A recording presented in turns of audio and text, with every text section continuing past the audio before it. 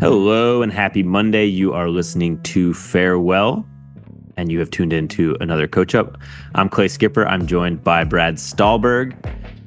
If you have been a longtime listener of Farewell or maybe even the Growth Equation, you know that Brad and I from time to time like to talk a little bit of philosophy. And so today we're going to do that in the framework of the Coach Up. But before you turn off, if you're scared of philosophy, this has very practical application, and it's a very simple way of framing things that has been very helpful to me, I think to Brad, and hopefully will be to you too. So Brad, this comes from Erich Fromm, and this is the difference between having and being. And I'm wondering if you can explain the difference and why it matters. All right. So having versus being came out of Erich Fromm book by the title To Have or To Be. It was written in 1976, and it was one of Fromm's final books. He wrote this at the end of his career and at the end of his life. And in the book, he argued that there are two fundamental orientations that we can bring to the world. The first is a having orientation, where we define ourselves by what we have. I have this book. I have this house. I have this job. I have this skill. I have this child. I have this partner. The second orientation is what he called a being orientation, where we define ourselves not by what we have, but by who we are, what he called our essential being attributes. Not I have, but I am. I am a loving person. I am someone that values integrity. I am someone that is curious. I am someone that works hard. And what Fromm so elegantly pointed out is if we define ourselves by what we have, we become fragile because everything that we have changes and at some point or another is taken away. Whereas if we define ourselves by who we are, by our essential being qualities, that is so much more durable. It is so much more rugged because no one can take those things away from us. In modern psychology speak, this is the difference between defining yourself by your values versus the things or the objects or the people that you think you exert power over. So that is having versus being in a nutshell.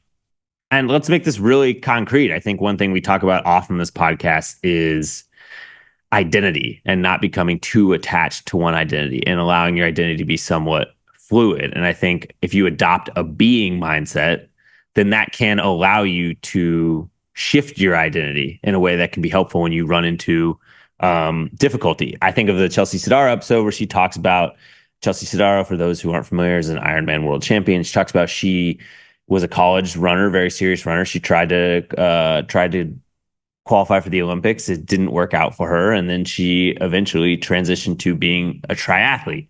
And I think it was having that being mindset of like being an athlete, not I have this certain running time or I have this idea of being a runner, but allowing herself to like be an athlete and be fluid with her identity that allowed her to shift and not be so rigid and to be ruggedly flexible, as Brad says in his books.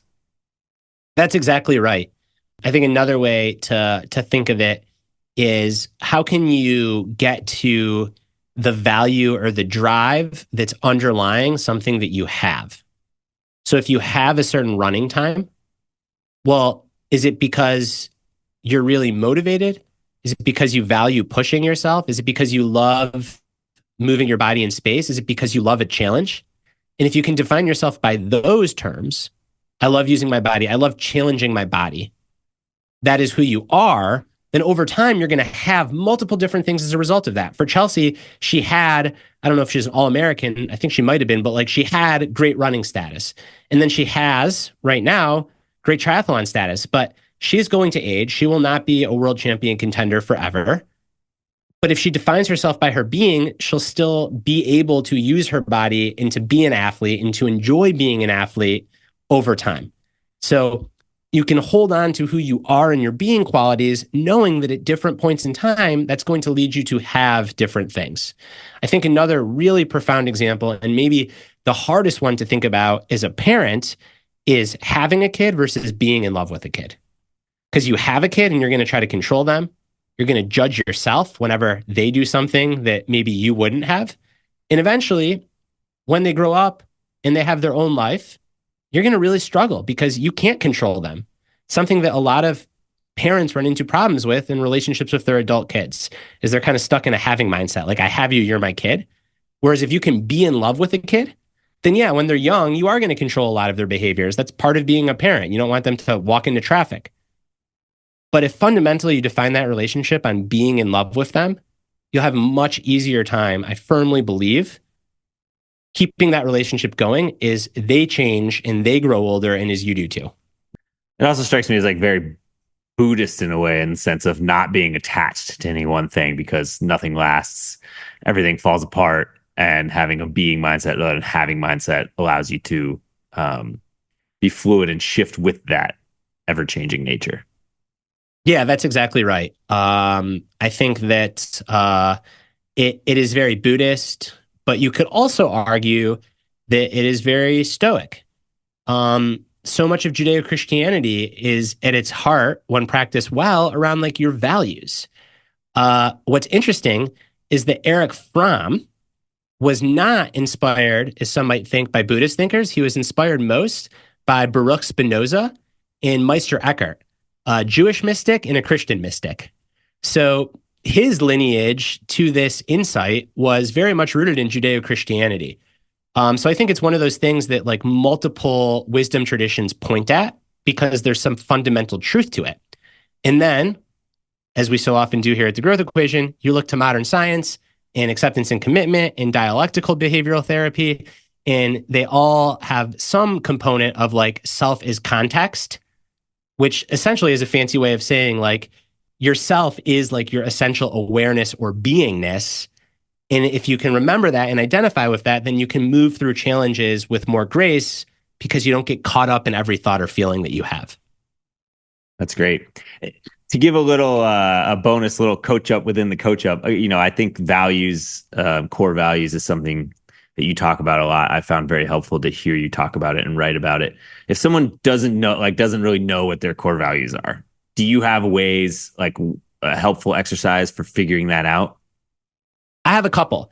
So the first, and not to hard sell Master of Change, but this is in there. There's a common list of 100 core values that researchers have come up with that are most commonly held by people.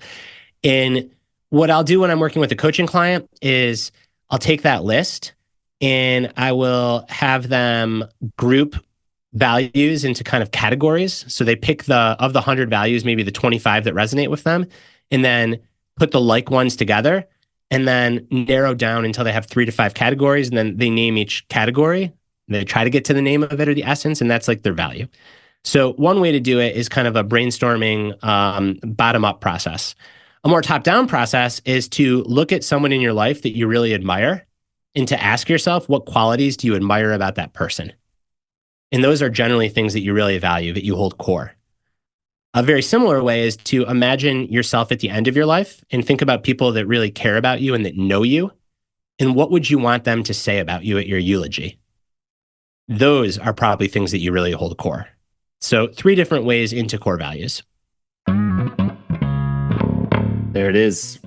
So the overarching, try to adopt a being mindset rather than a having mindset. Instead of putting emphasis on what you have, try to put emphasis on what you are, what your core values are, what your qualities, abilities, capacities are. Thank you, Brad. Thank you to listeners. As always, feel free to shoot me an email with any thoughts, feedback on this episode or any others. clay.growtheq@gmail.com. We'll be back later in the week with another episode. And as always, farewell.